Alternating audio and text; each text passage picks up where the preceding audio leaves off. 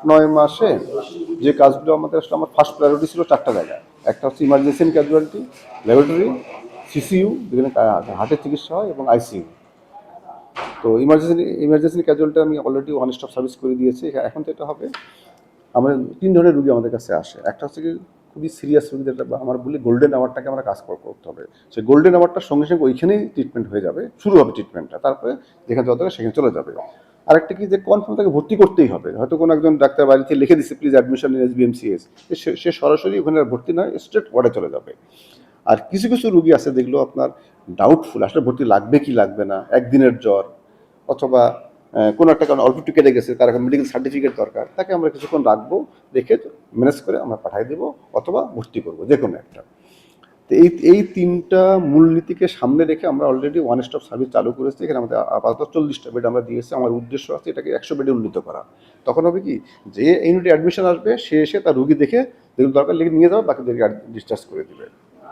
তাহলে one stop সার্ভিসটা আমার সুন্দর হবে। এবং ওইখানে আমার একটা জায়গা আছে, সেন্ট্রাল অক্সিজেন সাপ্লাইটা সব আছে, যেখানে আমি ক্রিটিক্যাল রুগীগুলো অ্যাকুট ম্যানেজমেন্ট করতে পারবো।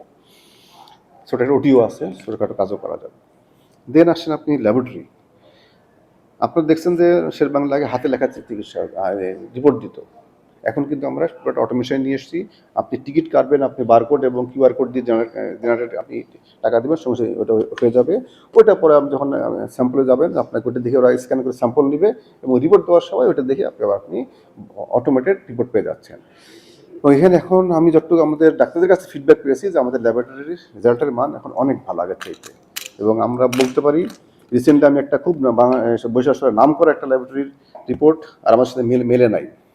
তখন আমি বললাম যে ঠিক আছে, এই স্যাম্পলটা আবার তুমি আরেকটা ভালো জায়গায় পাঠাও। ওখানে গেল, দেখা গেলো আমাদেরটাই সঠিক। সুতরাং চাকচিক্য হলেই যে সুন্দর হবে তা না। দেন এক্স্যাক্টলি, দেন সিসিইউ, করোনারি কেয়ার ইউনিট, যেখানে এই জায়গাটাই আমাদের সবচেয়ে ইম্পর্টেন্ট জায়গা, যেখানে আপনি মানুষকে নিশ্চিত মানে ডানে বা বামে ফেলে দিতে পারবেন। যে যদি আমি খুব অল্প সময়ের মধ্যে আমরা যেটা করতেছি এখন, যে সিসিইউতে আমরা রুগীটাকে ম্যানেজ করে ফেলবো। আমাদের সক্ষমতা ছিল বেসিক্যালি সিসিইউ ছিলই না এখানে, মাত্র 8 বেডের একটা কার্ডিওলজি ওয়ার্ড, কিন্তু আমরা এখন সিসিইউটা করেছি 24 বেডের।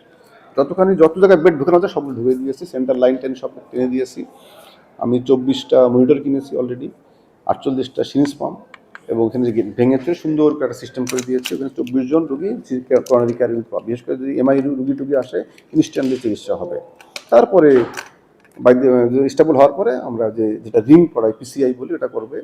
এইটা এই মুহূর্তে আমাদের হচ্ছে না, মেশিনটা ঠিক হয়ে যাবে। ফিলিপসের সাথে আমার কথা হয়েছে, এবং আমরা একটা নতুন ক্যাথ ল্যাব পাবো, তখন আমরা এখানেই রিং করতে পারবে, ঢাকায় যেতে হবে না। দেন আসেন আইসিইউ, যে মানুষগুলো মরণাপন্ন সংকটাপন্ন রোগী, সিসিউতে যদি ভালো আমরা সাপোর্ট দিতে পারতাম, তাহলে কিন্তু অনেক মানুষকে ভালো করাও সম্ভব, এবং অনেক ক্ষেত্রে শেষ সময়টা অ্যাটলিস্ট স্যাটিসফ্যাকশন থাকবে যে আমি আমার বাবাকে মাকে একটা ভালো চিকিৎসা দিতে পারলাম। তো সেই উদ্দেশ্যকে সামনে রেখে আমাদের এই মুহূর্তে মাত্র 8 বেডের আইসিইউ আছে। এটা কোনোভাবেই একটা মেডিকেল কলেজে 8 বেডের আইসিইউ হতে পারে, মিনিমাম 50 বেড থাকা উচিত।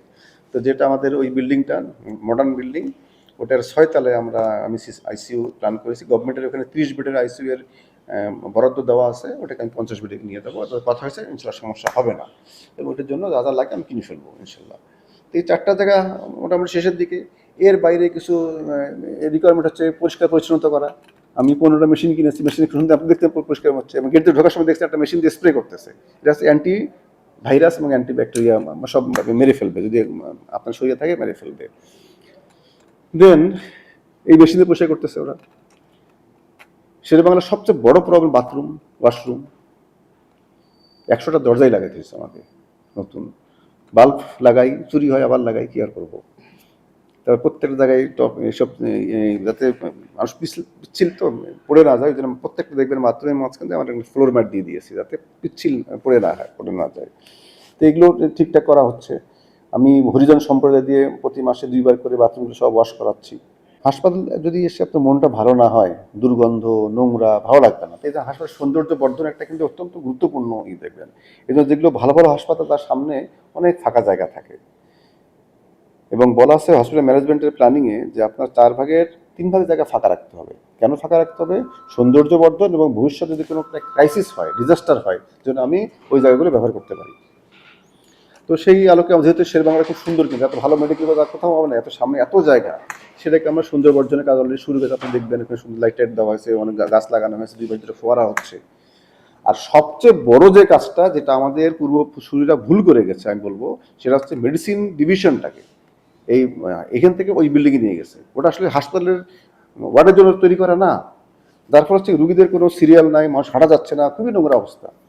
তো আমরা অলরেডি মেডিসিন ওয়ার্ডটাকে, মেডিসিন যে ডিভিশন, যেটা আমাদের 5টা 4টা ওয়ার্ড আছে, আমরা 6টা ওয়ার্ড করবো, এই বিল্ডিংয়ে আমরা আনার প্রক্রিয়া শুরু করে দিয়েছি। অনেক অনেক জায়গায় আমরা রিনোভেশন করছি।